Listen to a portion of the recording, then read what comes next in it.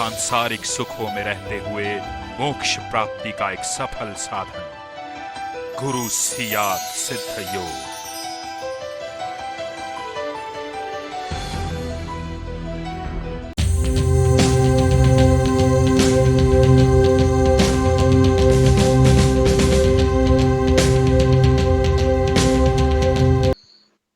जय गुरुदेव, जय दादा गुरुदेव, जय गुरुदेव सभी को।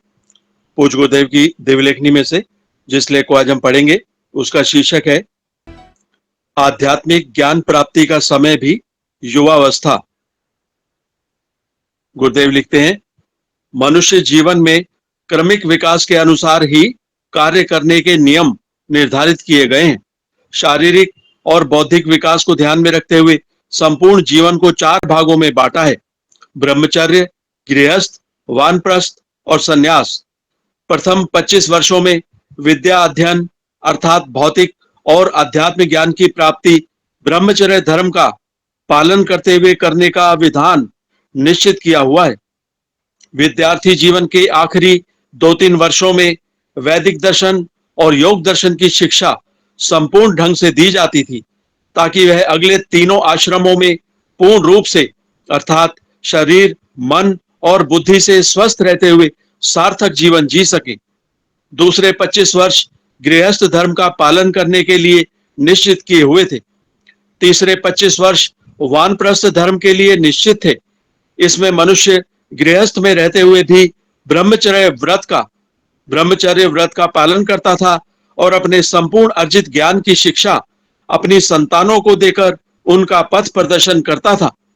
इस प्रकार उसकी संतानें भी जो ब्रह्मचर्य और गृहस्थ आश्रम में होती थी, सार्थक जीवन जीने के लिए संपूर्ण व्यावहारिक ज्ञान प्राप्त कर लेती थी।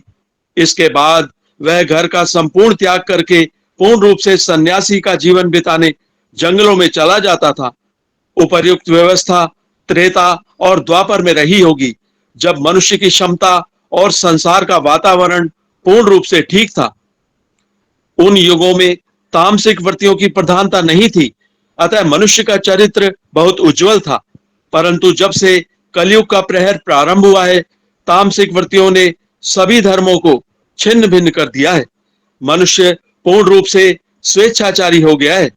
जीवन की सभी मर्यादाएं पूर्ण रूप से छिन्न भिन्न हो चुकी हैं। हम जिस वैदिक दर्शन और योग दर्शन की बात करते हैं वह व्यावहारिक जीवन से लोप प्राय हो चुका है। आज हमारे उपयुक्त दोनों दर्शन मात्र दार्शनिक ग्रंथों में कैद पड़े हैं।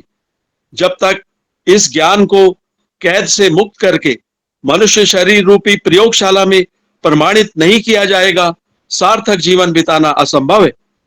काल के गुणधर्म के कारण योग दर्शन लुप्त प्राय हो गया है। सांख्य दर्शन अर्थात भौतिक विज्ञान निरंतर उन्नति कर रहा है। उसकी सभी उपलब्धियों पर पूर्ण रूप से तामसिक वृत्तियों का आधिपत्य है, अतः उसका उपयोग वे वृत्तियां मात्र अपने स्वार्थ के लिए कर रही हैं। ऐसी स्थिति में मानव शांति एक सुखद कल्पना मात्र है। तामसिक वृत्तियों के कारण ईश्वर कल्पना का ही विषय है।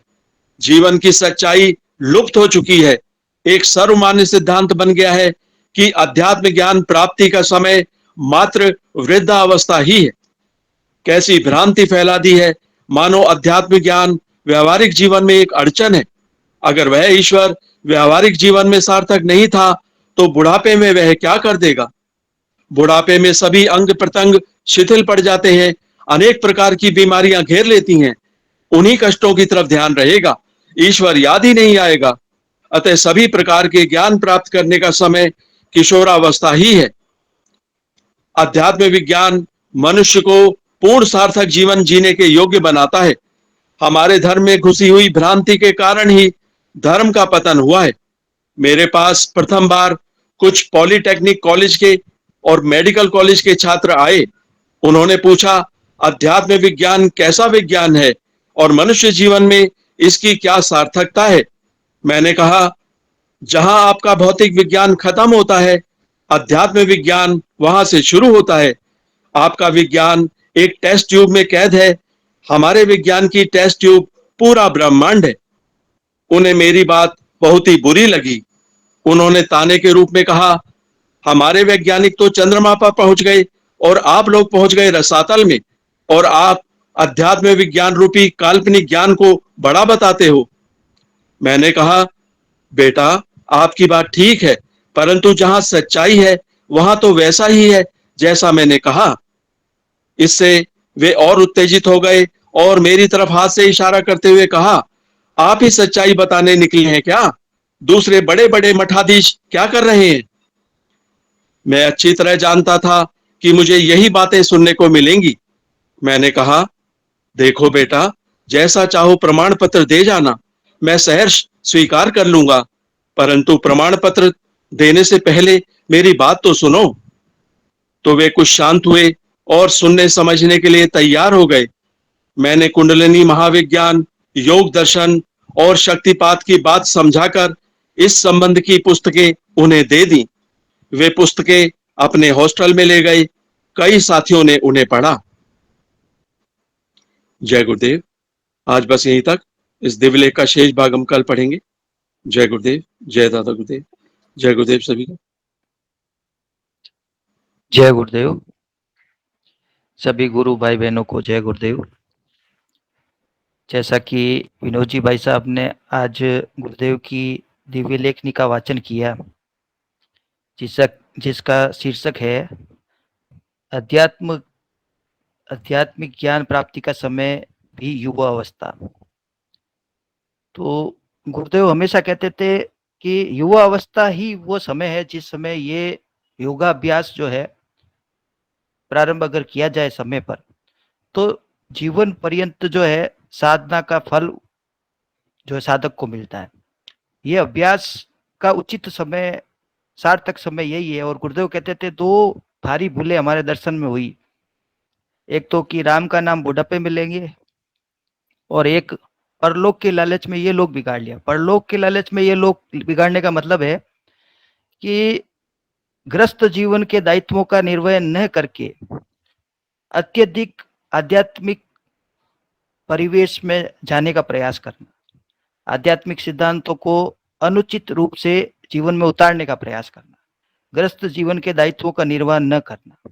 तो इस प्रकार से दो तरह के मुख्य जो भूल जो हुई है हमारे दर्शन में, वो उनमें से एक जो है ये भी है कि ज्यादातर लोगों का ये विश्वास है कि भगवान का नाम या जप तप जो है वो बुढ़ापे में किया जाना चाहिए।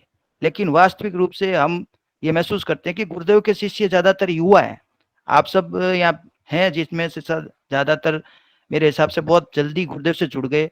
ललित जी, मैं और हमारे साथ के कई लोग जो उस समय तो युवाओं की भरमार थी। गुरुदेव के शिष्यों में जो है युवा वर्ग बड़ा ही सक्रिय था। और हम देखते हैं कि हमारा जीवन जो है गुरुदेव की कृपा से परिवर्तित हुआ। आज हम गर्व करते हैं कि वास्तव में अगर हमें गुरुदेव नहीं मिलते तो वो परिवर्तन हमें आता ही नहीं जो आज आया है।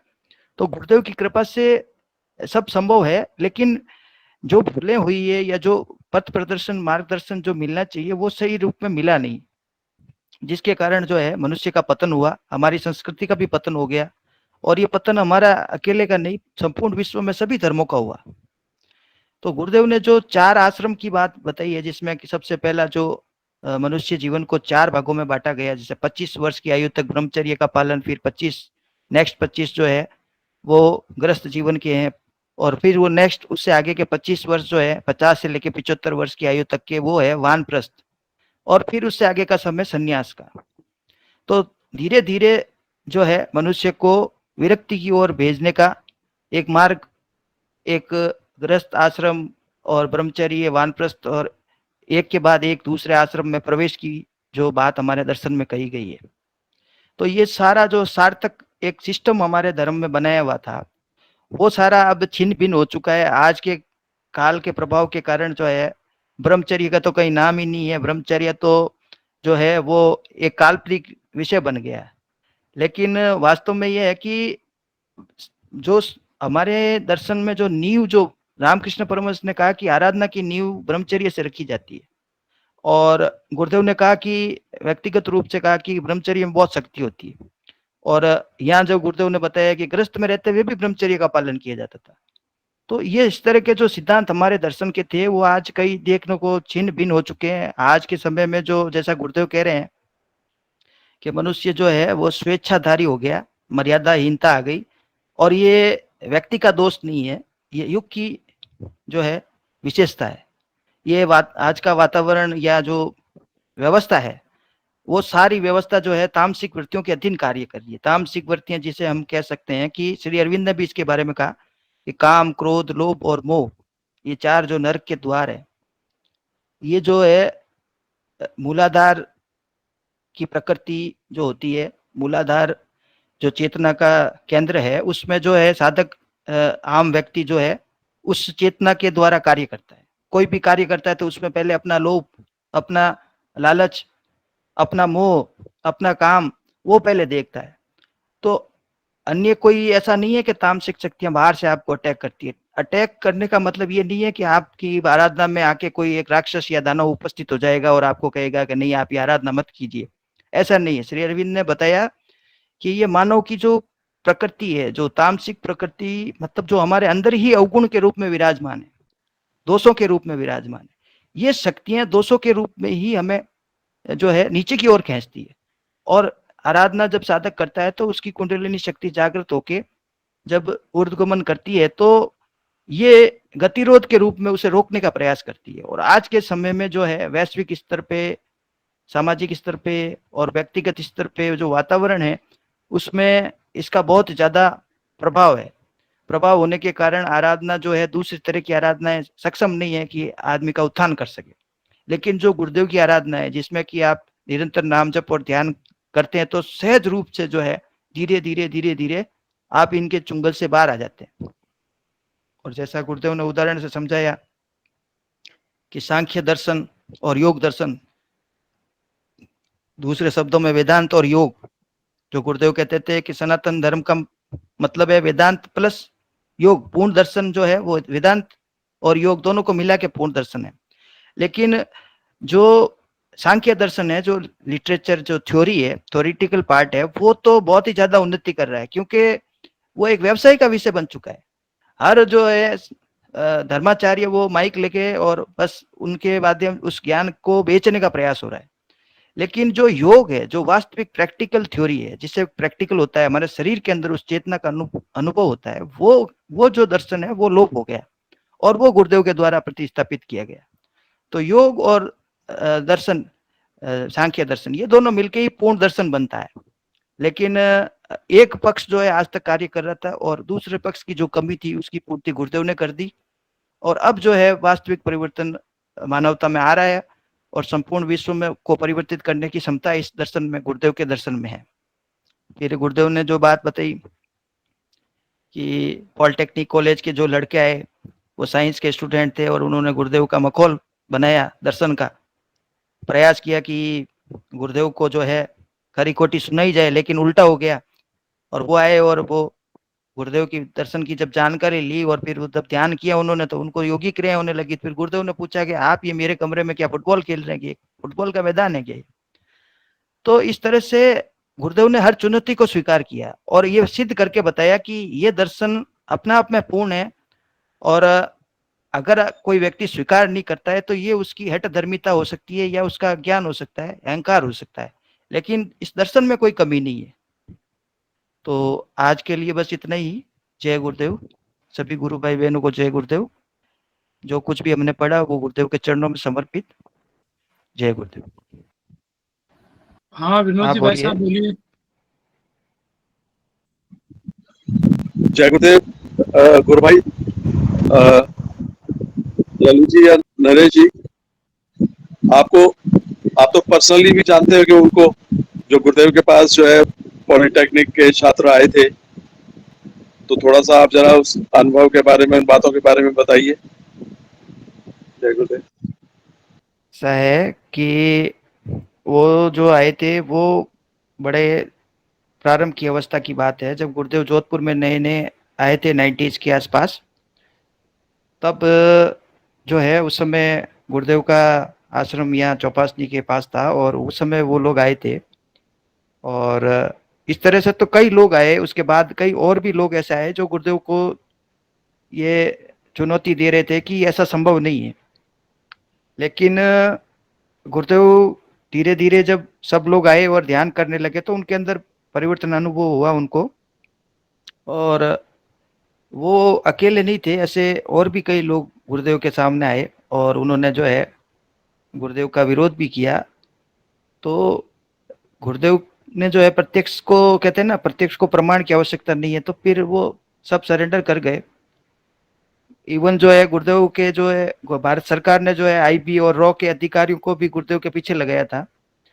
और कई तरह के जो है इन्वेस्टिगेटिव एजेंसीज के लोग गुरुदेव के बातों की जांच पड़ताल करने के लिए आते थे और वो खुद सरेंडर करके चले जाते थे। अब गुरुदेव के आगे वो क्या सिक्योरिटी और क्या इन्वेस्टिगेशन, वो तो सब अब संसार के जो है दाता हैं, वो तो अब उनको तो हर चीज का पता है पहले से ही। अब कौन क्रिया कर रहा है तो वो तो सब उनकी इच्छा से ही खेल लीला हो रही है।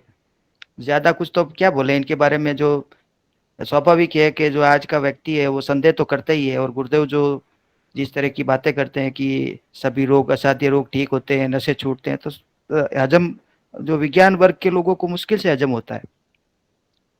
तो ये सारी चीजें हैं इसमें। धीरे धीरे तो सबने स्वीकार कर ही लिया। फिर जब ज्यादा संख्या में गुरुदेव के शिष्य हो गए और सामूहिक रूप से जब गुरुदेव दीक्षा देते थे जोधपुर में, तो संख्या बढ़ती चली गई और जो निरंतर लोगों में परिवर्तन आता चला गया, तो सब लोगों ने इसे स्वीकार भी किया। तो ये चीज तो आज भी जो है गुरुदेव के शिष्य जब प्रचार करने जाते हैं तो विरोध या मजाक का सामना करना पड़ता है। लोग जो है हंसी ठिठोली करते हैं कि ये कैसे संभव है, ये कैसे हो सकता है।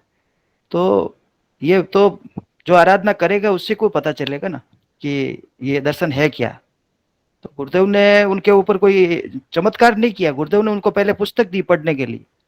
बोला कि आप ये पहले जो है पुस्तक पढ़िए और इसमें जो लिखा हुआ है वो परिवर्तन इस योग दर्शन के द्वारा होता है। फिर उन्होंने जब पुस्तक पढ़ी और उनकी जिज्ञासा हुई कि ऐसा अगर पहले किसी में हुआ है और हम में अगर हो जाए तो फिर वो लोग इकट्ठा होके और वापस दोबारा गुरुदेव के पास आए और गुरुदेव से जो है कहा कि गुरुदेव हम ध्यान करना चाहते हैं। फिर गुरुदेव ने जब ध्यान करवाया तो उनको योगिक क्रियाएं होने लगी। फिर तो सारे जो साधक उनको प्राणायाम भी होने लगे। और इस तरह से फिर गुरुदेव ने जब प्राणायाम तक वो पहुंच गए तो फिर गुरुदेव ने कहा अब तुम्हें मंत्र दीक्षा लेनी पड़ेगी। फिर उन्होंने मंत्र दीक्षा ली।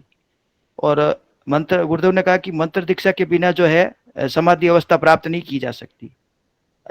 तो फिर मंत्र दीक्षा उन्होंने ली। तो ऐसे कई लोग जो है गुरुदेव के पास चुनौती के रूप में भी जो है गुरुदेव के सामने आए, रखी गुरुदेव के सामने बातें, और सबका समाधान गुरुदेव ने किया है। ऐसे मैंने खुद स्वयं ने देखा है।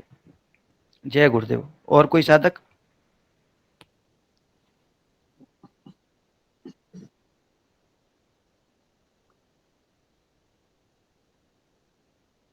गुरु भाई ममता खत्री गुरु बहन है, उनको इनवाइट कर लें बिल्कुल कनाडा से।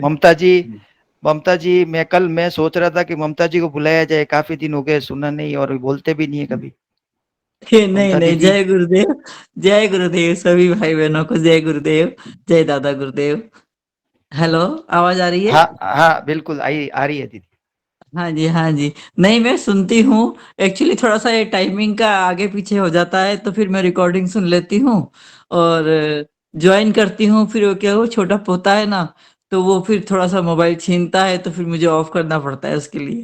तो इसलिए मैं कभी कभी ज्वाइन कर पाती हूँ, कभी नहीं कर पाती हूँ। लेकिन गुरुदेव की इतनी कृपा है, मैं आपको कि मैं क्या बताऊं कि बस मैं जितना गुणगान करूं उतना कम है। और अभी मैं इंडिया आने की ही तैयारी कर रही हूँ। तो फिर मैं ये सोच रही थी कि जो अपन वो करते हैं ना गुरु वंदना, तो उसमें भी मैं इंटरेस्टेड रहती हूँ, कुछ थोड़ा बहुत लिखती भी हूँ।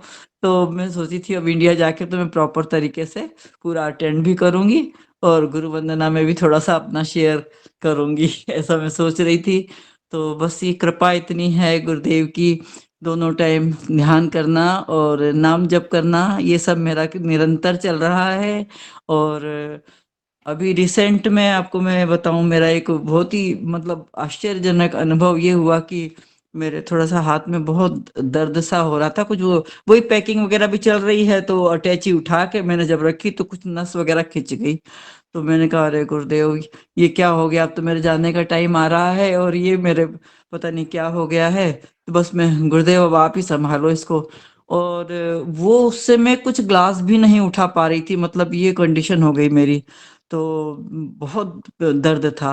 नाम जब तो मैं करती रही रात भर, पर नहीं।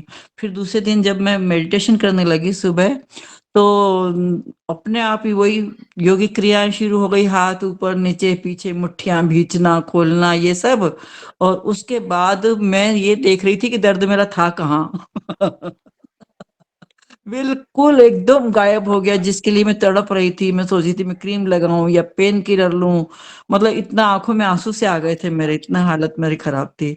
और जब मैंने गुरुदेव को सौंप दिया, मैंने कहा गुरुदेव अब आप जानो, आपका काम जाने, क्योंकि मैं बहुत परेशान हो चुकी हूँ गुरुदेव, और मेरे जाने का टाइम भी आ रहा है। तो फिर गुरुदेव ने ऐसी कृपा की कि वो दर्द एकदम ही गायब हो गया।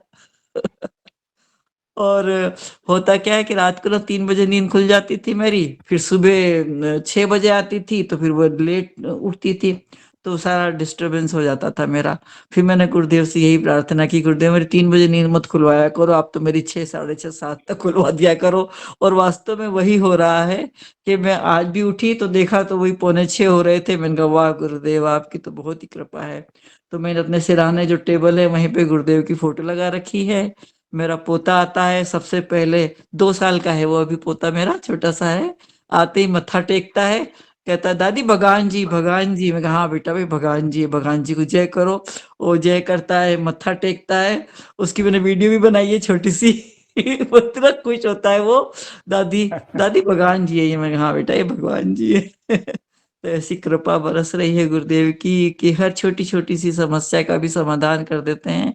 और मैं जब आप लोगों को सुनती हूँ, आपकी बातें, नरेश भाई साहब की बातें, ऐसे कानों में जैसे रस सा घुल जाता है। ऐसा लगता है कि बस और कुछ ना सुना जाए, बस ही गुरुदेव की ही चर्चा की जाए। शाम को जब मैं जाती हूँ वॉकिंग के लिए, तो हम लोग पार्क में जब लेडीज जब मिलती हैं, तो बस मेरी चर्चा का विषय वही होता है। आज तो मेरा ये एक्सपीरियंस हुआ, आज मेरा वो एक्सपीरियंस हुआ, आज नई बात हमको ये पता चली, वो पता चली।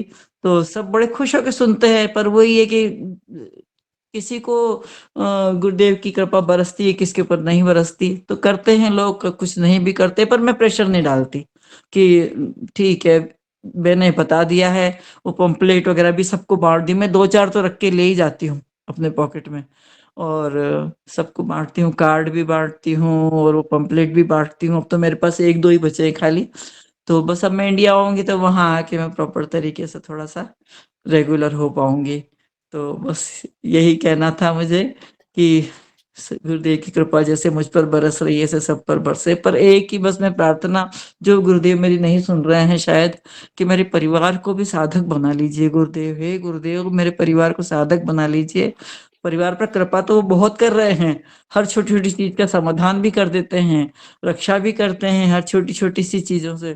पर बस मैं ये चाहती हूँ कि वो सब भी ध्यान करें, इस बात को माने। पर वो मानते नहीं है, बस मुझे जरूर सपोर्ट करते हैं, पर वो लोग नहीं मानते। तो थोड़ा सा मुझे गुरुदेव से ये शिकायत रहती है कि गुरुदेव आप मेरी बात सुनो ना, मेरे पति को, मेरे बच्चों को, मेरे परिवार को भी साधक बना लो, अपना अपनी शरण में ले लो गुरुदेव।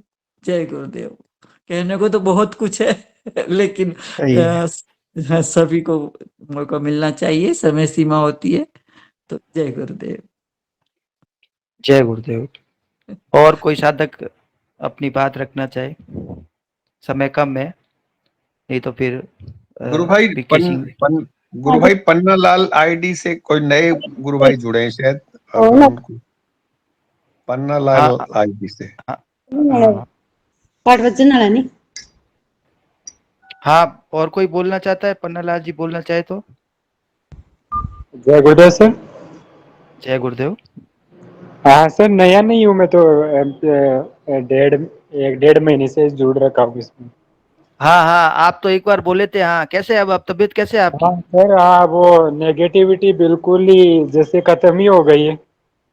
बहुत अच्छा बहुत अच्छा। बहुत, आप उस टाइम आए थे, मुझे पता है, आपने बोला था कि शारीरिक परेशानियां बहुत ज्यादा बढ़ गई थी आपकी। जी जी, वो गुरुदेव को और गालियाँ निकलती थी मेरे से। हाँ हाँ हाँ, अब कैसे जी है? हाँ सर, वो लगभग खत्म हो गई है सर। बहुत अच्छा, बहुत आप तो सेशन में आ रहे हैं ना? हाँ जी, करता हूँ सर, डेली कर। सुबह का ठीक है, नहीं हो पाता है सर वैसे। अच्छा अच्छा, बहुत अच्छा गुरु भाई, बहुत जी अच्छा। ठीक है, पीके सिंह जी भाई साहब आए हैं क्या? जी सर हूँ। सर वंदना कर दीजिए गुरुदेव की। जी जी, सुबह वाली जो छुट्टी थी उसी को कंप्लीट करेंगे शुरू से। हाँ हाँ सुबह वो भाव क्या हुआ ना कि वो जो सुनीतिया बिटिया गांव की जो बच्ची है, हाँ, वो बेचारी इतनी परेशान थी, उसको उससे बोला नहीं जा रहा, तो मैं उसके आवाज को सुन करके बड़ा वो भावुक हो गया कि प्रभु इनको शरण में ले लो, आप इनका कल्याण करो। वही सारी सही चीजें है, सोचते सोचते वो अब गुरु का इस जीवन में आना वो आ गया भजन सामने, तो सारी चीजें मैं उसको अपने ऊपर ले लिया। सही है भाई साहब। आप लोग आनंद लें, जो सुबह छूटा था उसको कंप्लीट करूंगा।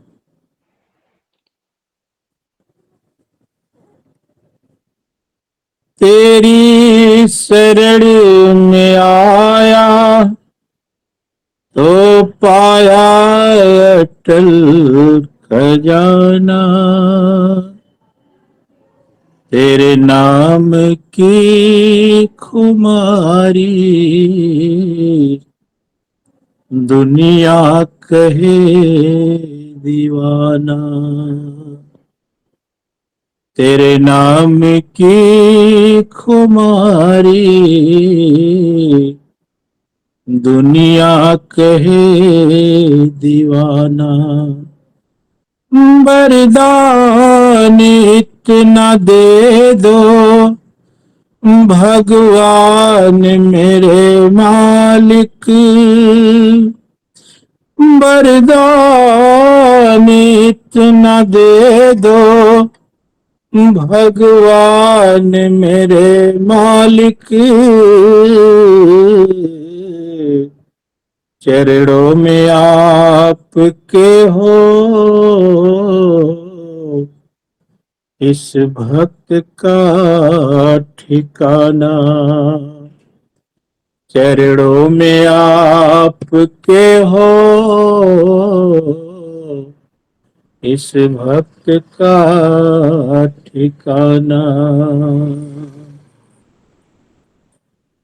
गुरु का इस जीवन में मिलना ए महज कोई संजोग नहीं, गुरु का इस जीवन में मिलना ये महज कोई संजोग नहीं, ऊपर से उसका ये कहना जो सध न सके कोई रोग नहीं, ऊपर से उसका ये कहना जो सध न सके कोई रोग नहीं, खुद को खुद से मिलवा देना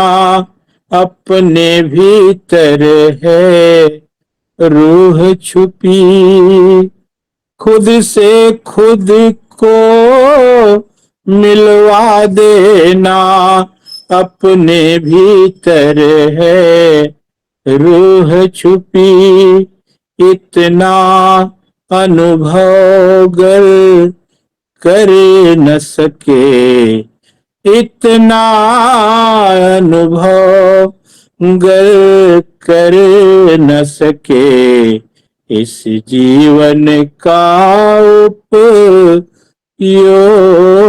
नहीं, इतना अनुभव गर कर न सके इस जीवन का उपयोग नहीं, आए परिवर्तन जपने से चलो गुरु मूरत का ध्यान करें। आए परिवर्तन जपने से, चलो गुरु मूरत का ध्यान करें। इस ध्यान में होगा योग हमें, इस ध्यान में होगा योग हमें। ऐसा अद्भुत कोई योग नहीं, इस ध्यान में होगा योग हमें। ऐसा अद्भुत कोई योग नहीं। एक नए जन्म की अभिलाषा पूरी इस जीवन में कर दे। एक नए जन्म की अभिलाषा पूरी इस जीवन में कर दे। गुरु के चरणों में झुक जाओ, गुरु के चरणों में झुक जाओ। फिर होगा कुछ दुर्योग नहीं, गुरु के चरणों में झुक जाओ। फिर होगा कुछ दुर्योग नहीं। गुरुवर सियाग तो लुटा रहे दोनों हाथों इस दौलत को। गुरुवर सियाग तो लुटा रहे दोनों हाथों इस दौलत को। यह यज्ञ मोक्ष भी दिलवाए, यह यज्ञ मोक्ष भी दिलवाए। के यहाँ केवल भोग नहीं, यह यज्ञ मोक्ष भी दिलवाए। पवन यहाँ केवल भोग नहीं। गुरु का इस जीवन में मिलना ये महज कोई संजोग नहीं। ऊपर से उसका ये कहना जो सध न सके कोई रोग नहीं। ऊपर से उसका ये कहना जो सध न सके कोई रोग नहीं। गुरुदेव आप सभी का कल्याण करें। प्रेम से बोलिए कल की भगवान की जय हो। जय गुरुदेव, जय दादा, जय श्री कृष्ण। अकेला जी भाई साहब जयकारा लगाए।